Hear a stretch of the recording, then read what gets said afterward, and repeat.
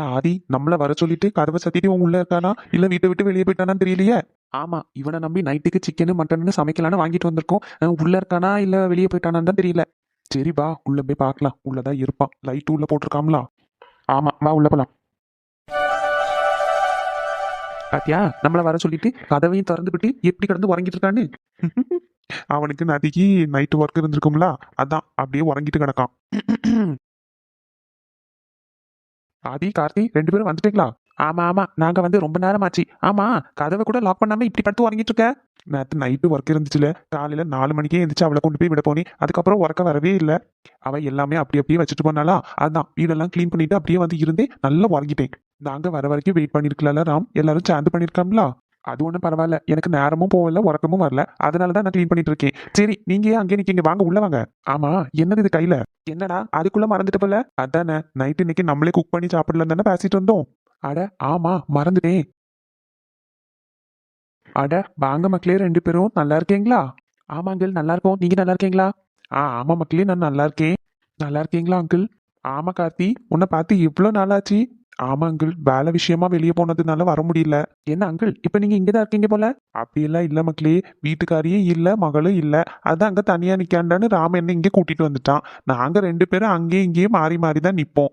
சில நேரம் படுக்கிறதுக்கு இங்க வருவோம், சில நேரம் அங்கேயே படுத்துப்போம். அங்கே ரொம்ப வேலை இருக்கும்போது அங்கேயே படுத்துருவோம், சில நேரம் இங்கே வருவோம். ரெண்டுமே நம்ம வீடு தானே. இப்போ அங்கே யாருமே இல்லை, சரி தனியாக படுக்காண்டாமேன்னு வேலையை முடிச்சுட்டு சீக்கிரமா வந்துட்டேன். அதுவும் கரெக்டு தான். ஆமா என்னது இது கையில கவரெல்லாம் எடுத்துட்டு வந்திருக்கீங்க? என்ன வாங்கிட்டு வந்திருக்கீங்க? ஐயோ அங்கிள், நீங்க நினைக்கிற மாதிரிலாம் ஒன்றும் கிடையாது, எங்களுக்கு அந்த பழக்கமும் இல்லை. கொஞ்சமா நான்வெஜ் தான் வாங்கிட்டு வந்திருக்கோம் அங்கிள். நாங்க 3 பேரும் சேர்ந்து இன்னைக்கு குக் பண்ணி சாப்பிட்டுட்டு அப்படியே ஜாலியா என்ஜாய் பண்ணலாம்னு நினைச்சோம். அட இது நல்ல ஐடியாவா இருக்கே. சரி கொடுங்க, நானே சமையல் பண்ணி தாரேன். என் கையில சமையல் பண்ணி நீங்க சாப்பிட்டது இல்லைல்ல, சூப்பரா இருக்கும். ஆமா மச்சான், அப்பா சிக்கன் கறி மட்டன் கறி எல்லாம் செம்மையா பண்ணுவாரு. அப்படியா? ஆமா நான் நல்லா சூப்பரா பண்ணுவேன். நீங்க பாட்டுக்கு இருந்து படத்தை பார்த்து நல்லா என்ஜாய் பண்ணுங்க. நான் சமையல் ஆனது கூப்பிடுங்க. மாரிமுத்து. அடடே என்ன அண்ணே இந்த நேரத்தில் வந்திருக்கீங்க? அட எல்லாரும் இங்கதான் இருக்கீங்க போல. ஆதி நீ எப்ப வந்த? இப்பதான் வந்தேன் மாமா. ராம இங்க தனியா இருக்கான்னு கூப்பிட்டான், அதனாலதான் அப்படியே வந்தோம். இருக்கட்டும் நல்லது. நானும் வீட்டுல தனியாவே இருந்தேன், பிள்ளைங்களும் இல்ல அவளும் இல்ல. வீட்டுல ஒரு மாதிரி இருந்து அப்படியே டீ கடைக்கிட்ட போனேன், அதுலயே யாருமே இல்ல. சரின்ட்டு அப்படியே நடந்து இந்த பக்கமா வந்தேன். நீ சாயந்தரம் போல வேலையை முடிச்சுட்டு இப்படி வந்தியா? சரி நீ இங்கதான் இருப்ப, கொஞ்ச நேரம் இருந்து பேசிட்டு போலாமேன்னு வந்தேன். மாமா நல்ல நேரத்துக்கு தான் வந்திருக்கீங்க. அண்ணே எதுவும் சாப்பிட்டீங்களா வீட்டுல? இல்ல, கொஞ்ச நேரம் இதுல இருந்து பேசிட்டு அப்படியே போகும்போது இட்லியோ தோசையோ பார்சல் வாங்கிட்டு போலான்னு நினைச்சேன். அப்ப கரெக்டான டைமுக்கு தான் மாமா வந்திருக்கீங்க. நாங்க சமையல் பண்ண போறோம், இங்கேயே சாப்பிடலாம். அப்படியா? என்ன ஸ்பெஷல்? எல்லாம் நான்வெஜ் ஸ்பெஷல் தான். நான் தான் சமையல் பண்ண போறேன், வா கூட மாட ஹெல்ப் பண்ணனே. நம்ம அப்படியே சேர்ந்து சமையல் பண்ணி சாப்பிட்டுருவோம். அட இந்த ஐடியாவும் நல்லா தான் இருக்கு. எப்ப பாரு பொம்பளைங்க தானே ஒன்னா கடந்து சேர்ந்து சமைச்சு சாப்பிட்டு ஜாலியா இருப்பாங்க. இன்னைக்கு நம்ம என்ஜாய் பண்ணுவோம். ஆமா இதுவும் நல்லா தான் இருக்கு. ஒன்று பண்ணுவோம், பாலாஜி அண்ணனே ஃபோன் பண்ணி கூப்பிடுவோம். அவங்க வீட்லயே வீட்டுக்காரி இல்லைல்ல? ஆமா நான் ஃபோன் அடிக்கேன். சரி எல்லாரும் இருக்காங்களா? அப்ப நம்ம சின்ன பொண்ணு இருக்கா வீட்டுல அண்ணனையும் உமாக்கா வீட்டுல அண்ணனையும் ஃபோன் பண்ணி கூப்பிட்டுருக்கேன். ஆமா எல்லாரும் சேர்ந்து சமையல் பண்ணி சாப்பிடலாம். அப்ப இன்னைக்கு ஒரே என்ஜாய்மெண்டா இருக்க போகுது. வாங்க லேடிஸ் எல்லாரும் அங்க போய் போட்டோ பிடிச்சு போடுவாங்க, நம்ம இங்க எல்லாரும் ஜாலியா இருக்கிறத போட்டோ வீடியோ பிடிச்சு அனுப்பிச்சு விட்டுருவோம். சரி அப்ப வாங்க சமையல் ஆரம்பிச்சிடலாம். சரி அப்ப நான் அவங்க 2 பேருக்கும் ஃபோன் பண்ணுங்க. அங்கிள் உங்களுக்கு ஏதாச்சும் ஹெல்ப் வேணும்னா கேளுங்க, பண்ணிடலாம். சரி வாங்க ஆளுக்கு ஒரு வேலையா பார்ப்போம். இப்படி வெளியே இருந்து எல்லாரும் ஒன்னா சமையல் பண்ணது நல்லா தான் இருக்கு. அதனாலதான் இந்த பொம்பளைங்க எல்லாம் அடிக்கடி இப்படி பண்ணிட்டு இருக்காளுவோ. ஆமா நம்மளையும் கூப்பிடுறது தானே, நம்ம போகவே மாட்டோம் வேலை இருக்குன்னு. ஆமா மாரிமுத்து, இனிமே மாசத்துல ஒரு தடக்கையாச்சு இப்படி வெளியே எங்கேயாவது போய் நல்லா குளிச்சு எடுத்து சமையல் பண்ணி சாப்பிட்டுட்டு வரணும். ஆமா நானும் அப்படிதான் நினைச்சிருக்கேன். இந்த பயலுகளெல்லாம் எங்க? எல்லாரும் நான் அந்த பக்கம் இருக்காவல்ல. சரி இப்ப நம்ம பிரியாணி பண்ண போறோமா இல்ல வந்து கறியா பண்ணி சாதம் வைக்க போறோமா? இதுக்கு 2 போட்டு பண்ணிட்டு பேசாம எல்லாரும் சேர்த்து பிரியாணியாவே பண்ணிடுவோம். நானும் அதுக்கு ஏத்த மாதிரி தான் காய்கறி எல்லாம் கட் பண்ணி எடுத்து வச்சிருக்கேன். ஆமா அதுவும் நல்ல ஐடியா தான். சரி உங்க வீட்டுக்காரி ஃபோன் பண்ணாவளா? எங்க காலையில இங்க இருந்து போனதோடி ஒரு 8:30 மணி போல ஃபோன் பண்ணா, இப்படி ஹோட்டல்ல சாப்பிடறதுக்காண்டி எல்லாரும் இருக்கோம் அப்படின்ட்டு. அதுக்கப்புறம் இவ்வளவு நேரம் ஆகி ஒரு ஃபோன் கூட பண்ணலன்னா பாத்துக்கோயேன். உனக்காச்சும் உங்க வீட்டுக்காரி காலையில ஃபோன் பண்ணா. எங்க வீட்ல ஒருத்தி இருக்காளே, ஃபோனே பண்ண மாட்டுக்கா. நான் பண்ண ஃபோனாவது எடுக்காளா? அதுவும் கிடையாது. அவ எதுக்கு ஃபோன் வச்சிருக்கான்னே எனக்கு தெரிய மாட்டுக்கு. என்ன உங்க வீட்டுக்காரி உங்க தங்கச்சி வீட்டுக்காரும் வீட்டுல அங்க தனியா தானே இருப்பாரு. அவரையும் ஃபோன் அடிச்சு ஒரு வார்த்தை கூப்பிட்டுருக்கலாம்ல இங்க. ம். நல்ல ஆள நீ கூப்பிட சொன்ன. அவரு ஒரு இடம் போக மாட்டாருன்னா பாத்துக்கோயேன். ஃபேமிலி ஃபங்க்ஷன் ஏதாச்சும் இருந்துன்னா தாங்குன்னா வந்து ஒரு எட்டு தலையை காட்டிட்டு ஓடிடுவாரு. வேலை வேலை வேலை இது மட்டும்தான் அவர் மண்டைக்குள்ளேயே ஓடும். நமக்கு மட்டும் என்னவா அப்படிதானே. நம்ம இப்படி ஒரு ஊருக்குள்ள இருக்கிறதுனால அக்கம் பக்கத்துல விசேஷம்னா போயிட்டு எடுத்துட்டு வந்துட்டு இருப்போம். அவங்க கொஞ்சம் வெளியே இருக்கிறதுனால தான் அப்படி இருக்கு. ஆமா. அதனால தான் அவர் அப்புறம் வெளியூருக்கு வேலைக்கு அதுக்கு இதுக்குன்னு போவார்ல. போனா ஒரு வாரத்துக்கு இருக்க மாட்டாரு. அதுக்கப்புறம் திருப்பி வருவாரு. அந்த இடத்துல ஏதாவது ஃபங்க்ஷனு அப்படி இப்படின்னாலும் அவரால் வர முடியாது. Tea ready. நல்லா சூடு மசாலா டீ 2 பேரும் எடுத்துக்கோங்க. என்ன ஆதி டீ எல்லாம் போட்டு எடுத்துட்டு வந்திருக்க? ஆமா, வெளியே நல்லா குளிரா இருக்குல்ல. எல்லாருக்கும் சமையல் ஆகுதுக்கு முன்னாடி ஒரு டீ குடிச்சா நல்லா இருக்கும்னு தோணுச்சு. அதான் டீயை போட்டு எடுத்துட்டு வந்துட்டேன். பரவாயில்லையே, உங்களை எல்லாம் கல்யாணம் பண்ணிக்க போற பொண்ணு கொடுத்து வச்சவங்க தான். நீங்க வேற கடுப்பை ஏத்திக்கிட்டு டீ எடுத்துக்கோங்க. டென்ஷன் ஆகாத ஆதி. அதான் உங்க அத்தை போயிருக்காங்கல்ல ஊருக்கு. யார் ஊருக்கு போயிருக்காங்க? எந்த அத்தை? உங்க அத்தை தான்ல. உங்க அத்தை உங்க வீட்டுக்கு தான் போயிருக்காவ, சென்னைக்கு. எது, சென்னை போயிருக்காங்களா? எதுக்கு? அதை பத்தியெல்லாம் எனக்கு தெரியாது. ஆனா அன்னைக்கு நீ சண்டையை போட்டுட்டு போனேல்ல, அதுக்கப்புறமா உங்க அத்தை வந்து மனசு மாறிட்டாவல என்னமோ தெரியல. நான் எங்க அண்ணன் வீட்டுக்கு போயிட்டு வரேன் அப்படின்னு சொல்லிட்டு பேகையும் தூக்கிட்டு கிளம்பியாச்சு. ஆனா எனக்கு தெரியாதே. எனக்கு இதை பத்தி யாரும் சொல்லவே இல்லையே. ஆமா, எனக்கும் தெரியாது. உங்க அத்தைக்காரி தான் என்கிட்ட சொல்லிட்டு இருந்தா. எங்க அக்கா சென்னை போயிருக்கா, என்ன ஏதுன்னு தெரியல, ஒரு ஃபோன் போடல, ஒன்றும் கிடையாது அப்படின்ட்டு. இது என்ன புது கதையா இருக்கு? நந்தினி இதை பத்தி என்கிட்ட எதுவுமே சொல்லலையே. ஒருவேளை அவளுக்கும் தெரியாதோ? அவளுக்கு எப்படி தெரியாம இருக்கும்? 2 பேரும் இங்க தானே இருக்காங்க. அப்ப கண்டிப்பா அம்மா சென்னைக்கு போனா அவளுக்கு தெரியும். அப்புறம் ஏன் என்கிட்ட எதுவுமே சொல்லல? ஆதி, எதுவும் யோசிக்காத, டீயே கொடு, ஆறிட போகுது. சரி மாமா, இந்த எடுத்துக்கோங்க. இந்த முத்து. சரி ஆதி, உங்க எல்லாருக்கும் டீ போட்டிருக்கீங்களா? ஆமா மாமா, எனக்கும் டீ போட்டிருக்கேன், அங்கே இருக்கு, நாங்க போய் குடிச்சுக்கிட்டோம். சரி.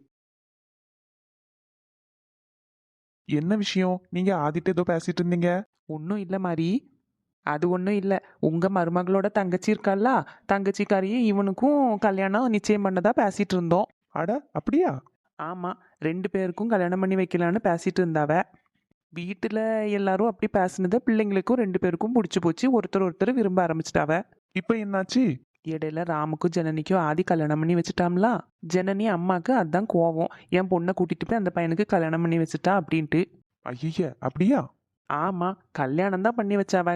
முடிவு எடுத்தது எல்லாமே ராமும் ஜனனியும் தான். அத ஜனனி அம்மாக்கு எங்க வீட்டுக்காரி அவங்க அம்மா எல்லாரும் சேர்ந்து எவ்வளவோ எடுத்து சொல்லியாச்சு. அவ கேட்கவே இல்லை. பிள்ளைங்களுக்கும் ஒருத்தர் பிடிச்சி போச்சு. இப்ப கல்யாணம் பண்ணி வைக்க மாட்டேன்னு ஒரு நிலைக்கு நின்னா. ஆதிக்கும் நந்தினிக்கும் ஒருத்தர் பிடிச்சி போச்சு. இப்ப வேற கல்யாணம் பண்ணி வைக்கணும்னு சொன்னா எப்படி 2 பேரும் ஒத்துக்குவாங்க? போன வாரம் ஆதி வந்ததுல ஏதோ கோவத்துல இது அவங்க அத்தை கிட்ட கோவத்துல பேசியிருக்கான். அது என்னடான்னா அந்த அம்மாவுக்கு ரொம்ப வருத்தமாயிட்டு. இன்னும் நான் எங்க அண்ணன் வீட்டுக்கு போக போறேன் அப்படின்ட்டு பேக தூக்கிட்டு போனான். அங்க போய் என்ன கலவரம் என்ன பண்ணாலோ ஒன்றும் தெரியல. ஒருவேளை பேசுனதுல அவங்களுக்கு மனசு மாதிரி சம்மந்தம் கேட்க எதுவும் போயிருப்பாவளோ? அந்த அம்மா அந்த அளவுக்கு சீக்கிரமா இறங்கி வர ஆளு கிடையாது. அதனாலதான் எனக்கு டவுட்டா இருக்கு. என்னன்னு தெரியல. அவங்க வந்ததோடி பார்ப்போம். பிள்ளைங்க 2 பேருக்கும் ஒருத்தர் பிடிச்சி போச்சு. அப்புறம் என்ன பண்ணதுக்கு? வீட்டுல இருக்கிறவங்க எல்லாரும் சேர்ந்து கல்யாணம் பண்ணி வச்சிடலாம்ல.